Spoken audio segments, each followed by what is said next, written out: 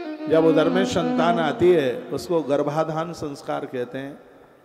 तब से लेकर के संस्कार आरंभ हो जाते हैं। अच्छी संतान को जन्म देने के लिए व्रत 10 महीने पहले से किया जाता है। 10 महीना पहले से।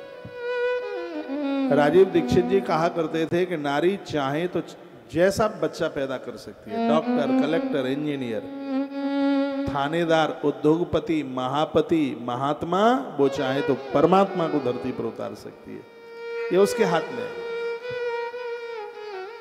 जैसे केसर हर जगह नहीं होती, केसर के लिए कश्मीर चाहिए, अच्छी औलाद के लिए माँ का अच्छा संस्कार चाहिए। अच्छी माँ के बिना ये संतान नहीं। तो 10 महीने पहले से संकल्प लेने होते हैं। जमीन में सोते हैं पति और पत्नी, भोर में जल्दी जागते हैं। पुरुष गौ माता के दूध में थोड़ा गैया का घी डाल करके प्रत्येक दिन लेता है, 1 गिलास दूध पीता है। नारी गौ माता के कच्चे दूध में थोड़ी मिश्री डाल करके 1 गिलास दूध रोज लेती है। पीले वस्त्र पहनकर वो भगवान गोविंद के सामने प्रत्येक दिन बैठती है, गोपाल से स्नान का पाठ करती है, भगवान से प्रार्थना करती है। ईश्वर ही उसकी कोख में किसी न किसी प्रकार से उतर करके आते हैं। तुलसी बैजंती की माला पर जप करती है। उल्टा पुल्टा वो पत्नी खाते नहीं है। इसका असर होने वाली संतान के ऊपर पड़ता है। उन दिनों में मक्खन, उन दिनों में भोज्य पदार्थ में ऐसी चीजें जो सात्विक है। यहाँ तक कि अच्छी औलाद को जन्म देने के लिए चाय तक का परहेज कर लेते हैं पत्नी, क्योंकि जीवन में ये सिर्फ चीजें मिल जाएंगी। चाय भी मिल जाएगी, प्याज भी मिल जाएगी, और वो क्या कहते हैं उसको, लहसुन भी मिल जाएगा, और भी ये चीजें मिल जाएंगी, लेकिन औलाद नहीं मिल पाएगी। और धरती पर वही माता पिता धन्य हैं जिन्होंने अच्छी संतान को जन्म दिया है, बढ़िया संतान को जन्म दिया है। बच्चे के जन्म से पहले पति और पत्नी दोनों रामचरितमानस के बालकांड का पाठ करते हैं। इसका असर होता है। जब गर्भ में संतान आ जाती है फिर गर्भस्तुति का पाठ किया जाता है। गर्भस्तुति का पाठ करने से उदर में संतान समाप्त नहीं होती। पेट में संतान जानकर अनजानकर कैसे भी मौत को प्राप्त होती है तो उसका अपराध लगता है। बढ़िया संतान को जन्म देने के लिए रात्रि को खुले केसों से नहीं सोया जाता, जूठे मुंह से नहीं सोया जाता, गीले पामों से नहीं सोया जाता। इसका असर होने वाली औलाद के ऊपर, होने वाली संतान के ऊपर पड़ता है। उसके कक्ष में बढ़िया तस्वीरें लगाई जाती हैं, दिए जलाए जाते हैं, वातावरण घर का बड़ा सुखद किया जाता है। फिर देखिए क्या अद्भुत संतान, ईश्वरीय सत्ता उतर के आती है। पति और पत्नी दोनों संयम से रहते हैं 10 महीने पूर्व से। 10 महीना ये व्रत करने के तत्पश्चात फिर गर्भ में संतान आती है, उसे गर्भाधान संस्कार कहते हैं। फिर पुंसवन संस्कार होता है, संतान खत्म न हो जाए पेट में, उसके लिए पुंसवन संस्कार होता है। इस तरीके से संतान आती है, अद्भुत होती है। ध्रुव जैसी औलाद धरती पर आवे। सतयुग में ध्रुव का जन्म हुआ था, जो नाम आज भी मिटा नहीं है। ध्रुव का अर्थ ही है जो शाश्वत है, और अच्छे लोग कभी मरते थोड़े ही हैं। मैथिली शरण गुप्त जी ने बड़ी सुंदर कविता लिखी थी। सितारा टूट जाने पर अभी आकाश बाकी है, भले ही मुरझा चुकाए फूल लेकिन सुवास बाकी है। सितारा टूट जाने पर अभी आकाश बाकी है, भले ही बुझ गया है दीप परंतु प्रकाश बाकी है। भले ही मुरझा गया है फूल लेकिन सुवास बाकी है। नहीं है व्यक्त पर उसका अमर इतिहास बाकी है। लोग भले ही न रहें लेकिन उनकी अच्छाइयाँ हमेशा जिंदी रहती हैं। तो आप अच्छे से माता पिता बनिए। यदि ग्रस्त में गए हो तो अच्छी औलाद को जन्म दो, कीड़े मकोड़ों को नहीं। नहीं तो लंगोटी कमंडल लेके हरिद्वार या वृंदावन चले जाना, अच्छी औलाद को जन्म न दे पाए। आप इस धरती के एक बड़े विशेष हैं। सुरची मत बनिए, सुनीति बनिए। सुनीति तो सुनीति ने तो बड़े अच्छे से बच्चे को जन्म दिया। बच्चा छोटे से बड़ा हो रहा था। एक दिन वह बालक अपने मित्रों के साथ अयोध्या आ गया। बालक तो अयोध्या का ही था ना, राजा उत्तानपाद अयोध्या के नरेश हैं। तो अपने मित्रों के साथ वो अयोध्या आ गया घूमना। छोटा बच्चा था, अभी 5 साल भी उम्र पूरी नहीं थी। तो क्या देखा, भगवान व्यास ने लिखा है, एकदा सुरचे पुत्र अंक मारुप्य लालेयन उत्तमम नार रुक्षंतम ध्रुवम राज्याभिनंदता। एक दिन राजा उत्तानपाद सुरची के पुत्र उत्तम को गोद में बिठा करके बहुत लाड़ दुलार प्यार कर रहा था। उसी समय ध्रुव ने भी गोद में बैठना चाहा। इच्छा हुई, क्योंकि ध्रुव ने तो पिता देखा नहीं कभी। इसलिए तो मैं कहता हूं कि बहनें कभी ऐसा जीवन न जिए जिससे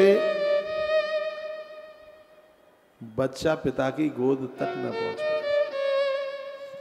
और उन पुरुषों को इतना जघन्य अपराध लगता है कि उस पाप की भी सीमा नहीं है, जो अपनी घरवाली को अपने से दूर कर देते हैं और वो बच्चा तड़पता रहता है अपने बाप से मिलने के लिए, अपने पिता से मिलने के लिए। पाप नहीं है, ये पाप का बाप है। इससे बड़ा कोई पाप नहीं हो सकता, अपराध नहीं हो सकता। आज इस देश में छोटे छोटे बच्चे तड़प रहे हैं अपने बाप से मिलने के लिए, लेकिन बाप इतना बड़ा बिगड़ा हुआ, पराई स्त्रियों के चक्कर में फंसा हुआ, उसने अपनी घरवाली को, नवजात शिशु को छोड़ दिया अपने आप से दूर से कर। ये संसार की वासना खाज खुजली की तरह, ये सबका जवाब देना पड़ेगा। संस्कारों को, चरित्र को मत खो। गरुड़ पुराण की कथा सुने हो, परसों आप सुने थे, 100 पटा पीठ पर पड़ेंगे और एक गिना जाएगा। पुरखे रक्त के आंसुओं से रोएंगे, दुर्गति हो जाएगी। इंद्रियों पर संयम रखिए। स्त्री पुरुष का चमड़ा मत देखिए, उसके गुण देखिए। मैंने बोला है, इस धरती पर तुम्हारी घरवाली से सुंदर स्त्री अभी तक ब्रह्मा ने बनाई ही नहीं है। लेकिन कुकर्मियों के लिए तो वो भी ठीक लगती नहीं है। जो कुकर्मी है उन्हें क्या ठीक लगेगी। मैं बहनों को कहना चाहूंगा कि परमात्मा ने तुम्हारे पति से योग्य कोई आदमी बनाया नहीं, उसके चरणों में ही अपनी दृष्टि रखिए। ऐसा ये भारत है जहां एक पत्नी पति के साथ, पति पत्नी के साथ पूरा जीवन निकाल देते हैं। यदि ऐसा ना होता तो ब्रह्मांड सुंदरी सूर्पणखा राम के पास आई थी, प्रभु राम स्वीकार कर लेते होते उसे। लेकिन प्रभु राम ने ऐसा किया नहीं। प्रभु राम ने जगत को संदेश दिया। प्रभु राम कहते हैं कि तुम उस जमीन पर पैदा हुए हो जहां गंगा प्रकट होती है, जहां सत्ता ऋषियों की है। तुम ऐसी धरती पर, ऐसे देश में पैदा हुए। प्रभु राम ने कहा था कि जो मुझसे बड़ी है वो मेरी माँ की तरह है, मेरे बराबर की है वो मेरी बहन की तरह है, और मुझसे छोटी है वो मेरी बेटी की तरह है। प्रभु राम का यह सब मैं श्रीमद् भागवत के 4 स्कंद के माध्यम से कहना चाहूंगा, एक गलती मत कर बैठना, नहीं तो इस गलती का भुगताना आप चुका नहीं पाओगे। दुर्गति हो जाएगी, सब कुछ बिगड़ जाएगा, खत्म हो जाएगा। ये नारी कुकर पक्षी की तरह, कपला गैया की तरह। तुम तो गुंडागिरी, लुच्चागिरी करते हुए कभी इधर भटकोगे, कभी उधर भटकोगे। उसको पूछो जिसके बाप ने उसके हाथ पीले करके तुम्हारे घर भेजा है, तुम्हारे बिना उसका कौन हुआ। तुम तो 10 रात कहीं भी रुक जाओ, तुमसे कोई हिसाब मांगने वाला नहीं है। लेकिन स्त्री एक रात भी कहीं बाहर रुक के आ गई है तो पूरा खानदान, पूरे रिश्तेदार उसके ऊपर उंगली उठाते हैं। आज बहुत बहनों का जीवन बर्बाद हो रहा है इन कुकर्मियों की वजह से, इन घटिया लोगों की वजह से। इन घटिया लोगों की, इनको इंसान तो कहा ही नहीं जा सकता। इनके लिए तो शैतान शब्द भी लज्जित होता होगा। ऐसी गलती, ऐसी त्रुटि मत करना कभी। ये भागवत का संदेश है, भगवान व्यास बोलते हैं। अच्छे इंसान बनो, बढ़िया आदमी बनो, लोगों के जनेता बनो, लोगों के पालक बनो, लोगों के उद्धारक बनो। जो मानवता का काम है वह काम करो। एक बेटी अपना सब कुछ छोड़ छाड़ के, देखो क्या क्या छोड़ के आती है, मामा मामी को छोड़ के आती है, फूफा बुआ को छोड़ के आती है, भाई भाभी को छोड़ करके आती है, मम्मी पापा को छोड़ के आती है, यहाँ तक कि वो अपने खानदान का कुटुंब भी, अपने खानदान कुटुंब का गोत्र भी छोड़कर तुम्हारे घर आ जाती है। फिर उसकी जिंदगी के साथ ऐसी खिलवाड़ की जाए, फिर उसके साथ ऐसा बर्ताव किया जाए, यह बिल्कुल ठीक नहीं है, ये कहीं तक ठीक नहीं है बिल्कुल। उत्तानपाद ने बहुत बड़ी गलती की थी, इसलिए आज कोई अपने बेटे का नाम उत्तानपाद नहीं रखता। इसने एक सात्विक नारी, और ऐसी नारी जिसके पास एक बेटा था, जिसके पास एक बच्चा था, और ऐसी नारी को घर से बाहर किया था। वो फुपक फुपक करके रोती थी, उसकी आंख में आंसुओं की धार, गर्म आंसुओं की धारा बहती थी। महात्मा कहते थे कि बेटी धैर्य धारण कर, ईश्वर न्याय करेगा तेरे साथ, परमात्मा न्याय करेगा, तू चिंता न कर, न्याय तेरे पक्ष में होगा और वही हुआ।